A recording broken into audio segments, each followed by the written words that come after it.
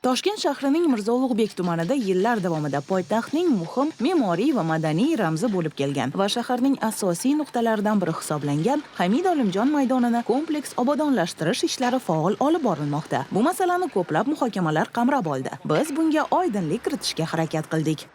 Hozirda men Hamid Olimjon maydonida turibman. Bu yerda qurilish texnikasi va brigadalar faol ish olib borishmoqda. Birinchi navbatda ko'cha qoplamasini almashtirish ko'zda tutilgan, ya'ni eski brushatka o'rniga yangi plitka paydo bo'ladi, trotuarlar kengaytiriladi va albatta nogironligi bor shaxslar uchun qulay panduslar yotqizilishi ko'zda tutilgan. Shuningdek, yashil hudud kengayishi va binolarning fasadi yangilanishi rejaga kiritilgan. O'z navbatida bu hududda yashovchi aholi ikki tomonga bo'lindi. Biri rekonstruksiyani qo'llab-quvvatlasa, ikkinchisi bunday qurilish ishlari va binolar fasadi o'zgarishidan xavotirda. O'zimizni aholimiz talabidan kelib chiqib bir necha marotaba shu fasadlar qachon ta'mirlanadi, shu o'zgarishini qachon o'zgartiradi degan talablar kelib chiqqanda 4 yildan beri bu talablar kelib chiqyapti.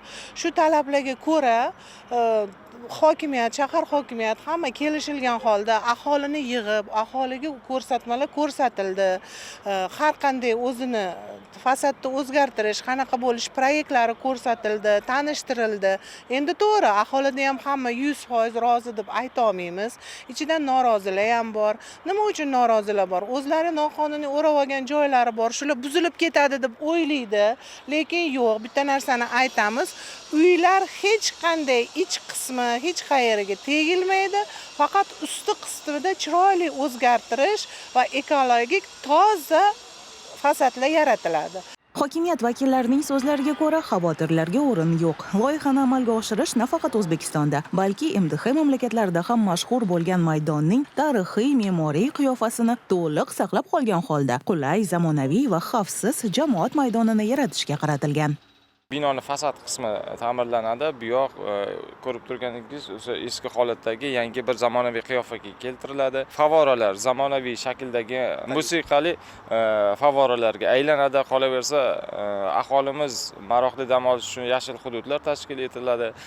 Chiroqlar o'ziga xos aynan yoritish chiroqlari o'rnatiladi. Aholi vakillari taklifiga binoan aynan hokim bilan uchrashganlarda, rahbariyat bilan uchrashganlar o'zining takliflarini bildirib o'tishdi. Aynan og'ir rekonstruksiyalarni o'rnatmasligi to'g'risida, eshik romlarini ochib yopilishi qulayliklari to'g'risida o'sha bu jarayonlarda mutlaqo aholini qanaqadir xarajatlarga qo'yilmaydi. Hammasi hokimlik tomonidan amalga oshiriladi. Hatto o'sha konditsionerlarning maxsus moslamalarni o'rnatib berish ham biz tomonimizdan amalga oshiriladi. Demak, maydon o'zining taniqli qiyofasini, an'analar va zamonaviy shahar rivojlanishi uyg'unligining ramzini saqlab qoladigan bo'lyapti. Qurilish ishlarining yakunlanishi esa 10 noyabr deb belgilangan. Biz vaziyatni kuzatishda davom etamiz.